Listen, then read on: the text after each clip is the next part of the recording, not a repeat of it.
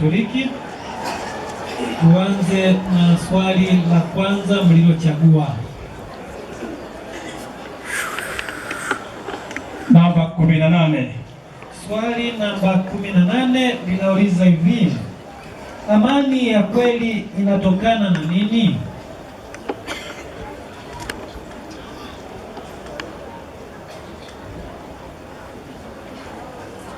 Mpe mwenzako nyuma nakuja. Amani ya kweli inatokana na kutenda mema, kufuata maadili na kufuata sheria. Asante. Max 15 inatokana na kutenda haki na upendo. Asante. Swali lingine 46. Swali namba 46, utamaduni wa kifo unahusisha nini?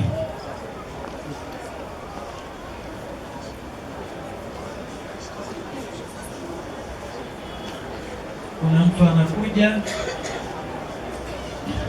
Utamaduni wa kifo unahusishwa na kutenda dhambi. Asante.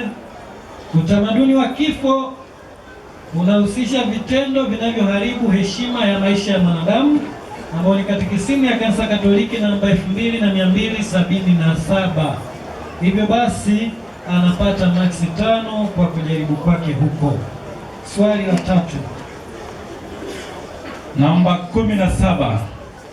Swali namba 17 linahoji vyombo vya habari vinapaswa kuwa na nini? Basi vyombo vya habari vinapaswa vifanye nini katika kutekeleza maadili?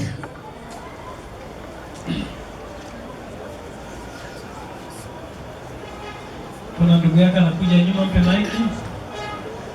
Vyombo vya habari vinapaswa vitekeleze, vitumie vizuri ili tuweze kuendelea katika kusikiliza na kuangalia.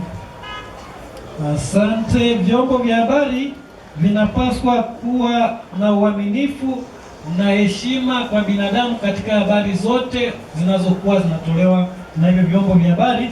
Ni katekisimu ya Kanisa Katoliki namba 2496.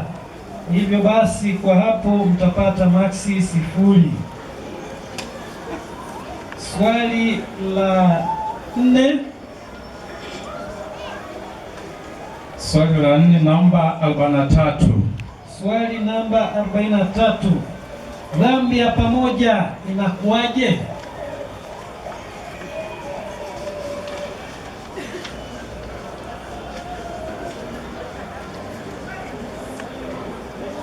Mpe mwenzako. Dhambi ya pamoja inakuwa kuanza mambo yasiyo mema, yaani kuanza mambo mabaya. Asante. Dhambi ya pamoja inakuwaje?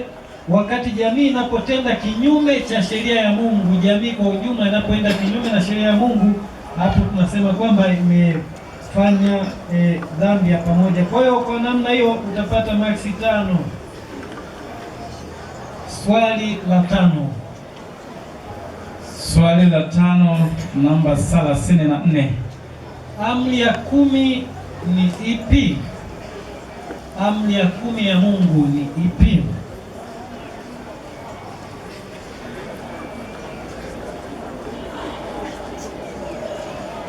Amri ya 10 ya Mungu, usitamani mwanamke asiye mke wako. Asiye mke wako. Asante. Maksi 0.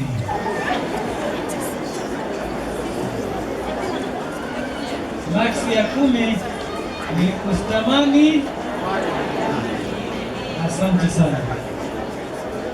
Kwa mantiki hiyo mnakuwa na jumla ya maksi 25. Karibuni kwenye maswali ya Biblia.